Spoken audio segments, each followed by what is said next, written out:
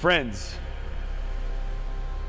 the challenge that we face is one of existential gravity. If we don't wake up and if we don't show up, we're potentially in a very real path to self-destruction.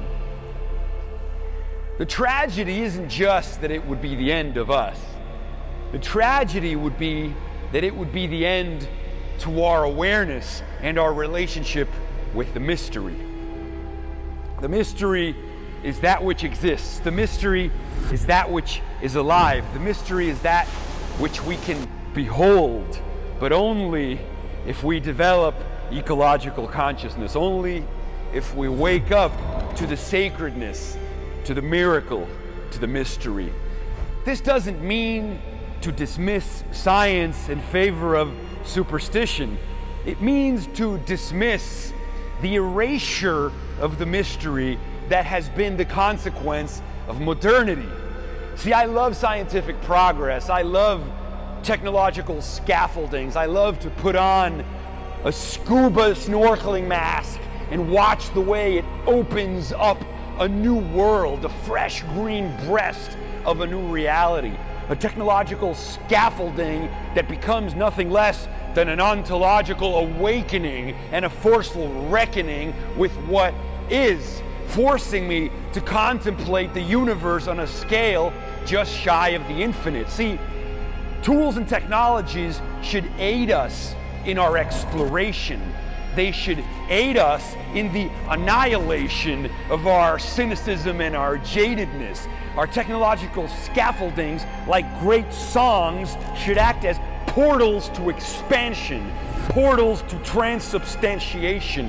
What if we used our tools and technologies in a shamanic way, in a cyberdelic way? As ecstatic technicians of the sacred, we resacralize our interfacing with the world using ever greater tools that expand the repository of our perception and hurl us into spaces and places of quaking, annihilating glory. We become like audience members in the film Interstellar as Chris Nolan slingshots us into the numinous and into the place that has no name and into the place that must not be spoken. But you see, when you look into the abyss also looks into you. You become what you behold, and it is precisely in this ego death, in this lostness, where we lose track of our boundaries, that suddenly we become something more. And it re-enchants the world, and it reawakens our why, and it makes us want to lean into the mystery with humility, but also courage. We are reborn and we are remade, and we see ourselves in communion and affinity with the sheer miraculousness of existence, like snorkeling through a coral reef and watching the glistening iridescence as the light beams from the sun shine through the turquoise water in the technicolor psychedelic landscape, the worlds upon worlds of marine life and corals, and you are wowed by the experience. All of your perceptual maps are obliterated. An experience of such perceptual expansion, it is akin to the divine, but it also engages the desire to protect and live in harmony with said mystery.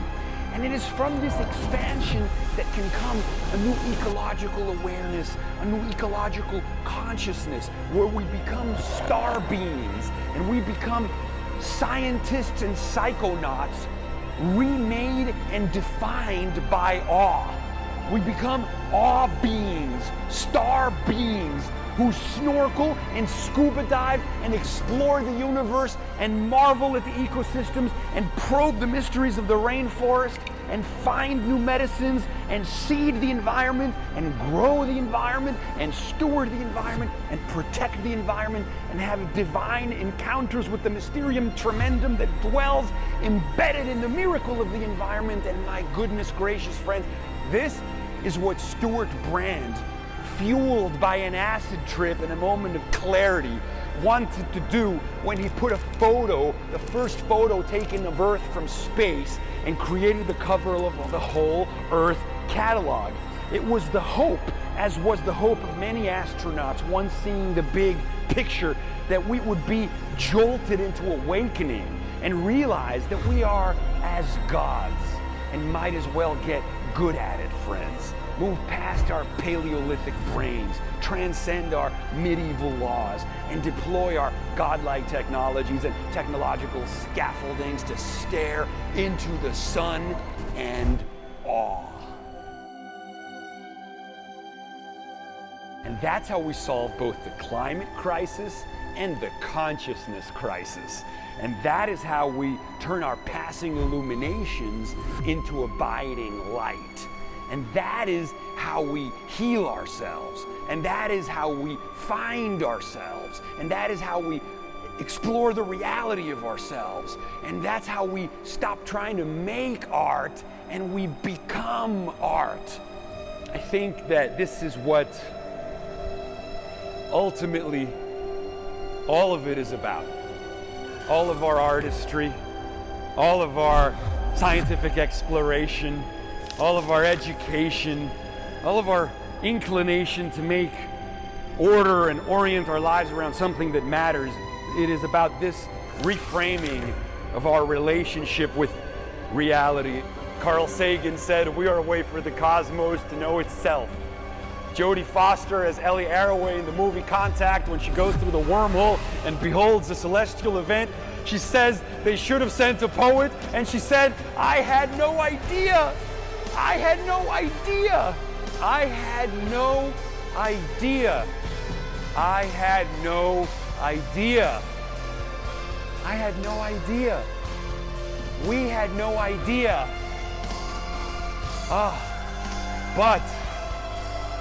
But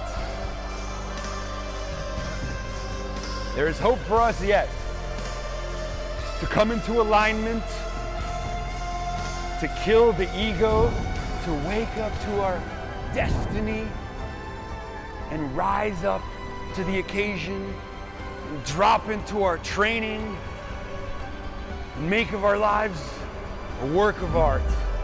Make of this thing a fucking masterpiece. And that's it. And that's that.